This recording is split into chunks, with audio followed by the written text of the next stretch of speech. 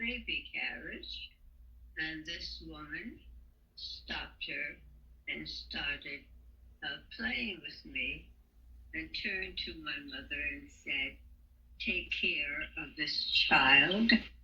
She has a sixth sense.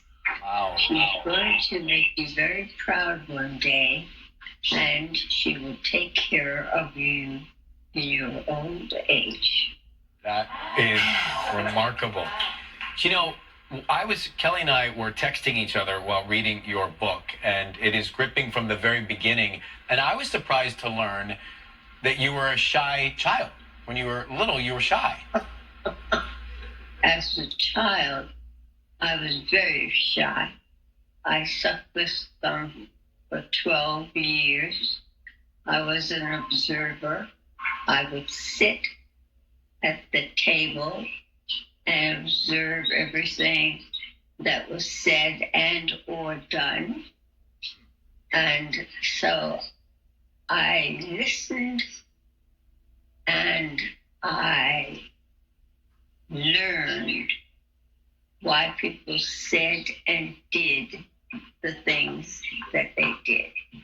Ms. Tyson, that probably is one of the many reasons why you are an extraordinary actress, all of that observatory skills that you learned just by being shy. But your mother also was very, you say in the book, overprotective, very, very protective of you.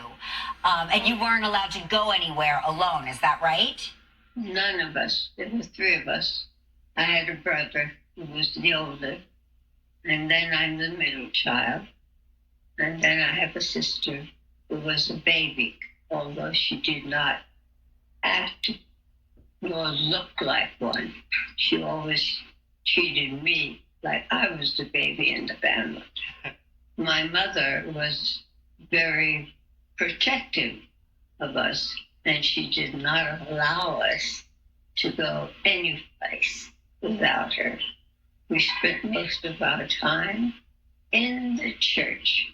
So I took it upon myself, soon as my mother left, I would leave the house, jump on the subway, and go all the way down to 14th Street, which housed a John Wanamaker's department store every Saturday, where they had a concert for little white girls who were dressed in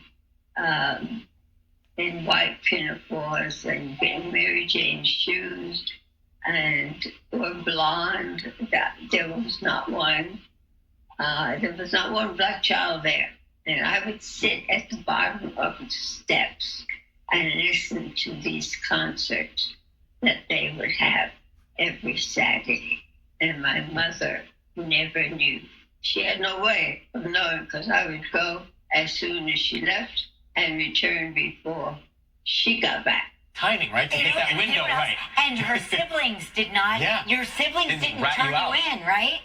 No, they never did. They didn't know where I A was. legendary actress and now author of the book Just As I Am, a memoir. You were Oscar nominated for your first lead role. Can you take us back to that moment? I never thought that I would be nominated for an Oscar. Never. But I used to view the event every year. And one night I watched it and I said, I'm going to sit in that front row one day. And I certainly ended up doing that for the role of Rebecca in Sound. And you knew that that was the role for you, but they didn't offer it to you at first. Tell us more about that. They said, well, you're too young, you're too pretty, you're too sexy, you're too this, you're too that. And I said, well, I'm an actress. But they still still went off in search in another actress, for another actress, to play the role of Rebecca. And offered it to another actress, by the way.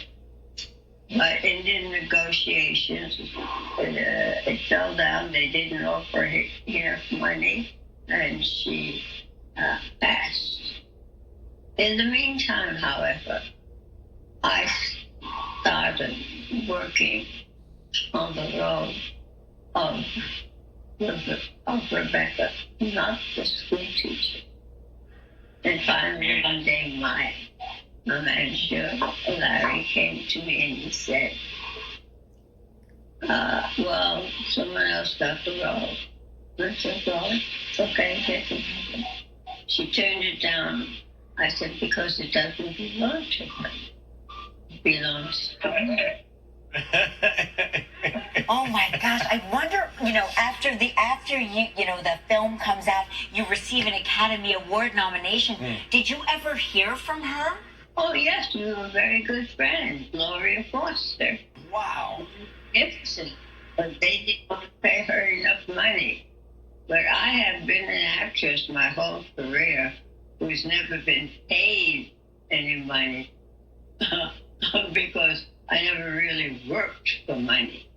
I worked because there were certain issues that I wished to address about myself and my race as a Black woman. And Miss Tyson, it is a fact that you were the first Black actress on a daytime soap as well? Yes. Oh, the guiding. You said that your mom, that was your favorite role that your mom loved, right? She loved you on The Guiding Light? My mother was a television junkie for those daylight shows. And she and Miles would sit down and watch those shows.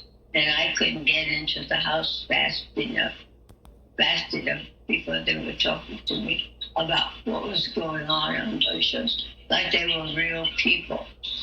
Sometimes she would call me all the way from California.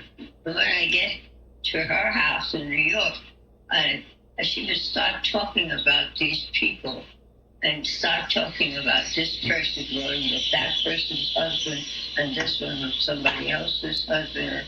I said, you mean to tell me you call me all the way from California to discuss those things with those people with me? I said, please leave me alone. I mean, I'm wondering, is there a nutrition regimen that you stick to? Is there a certain kind of diet, things that you eat that you love that keep you in such great health? Well, one thing I never did was I never smoked, I never drank, and I didn't do drugs. And when Martin Luther King was assassinated, I was so stunned by that I became a vegetarian. And I've been that most of my life. Wow. Vegetables. Well, it is such a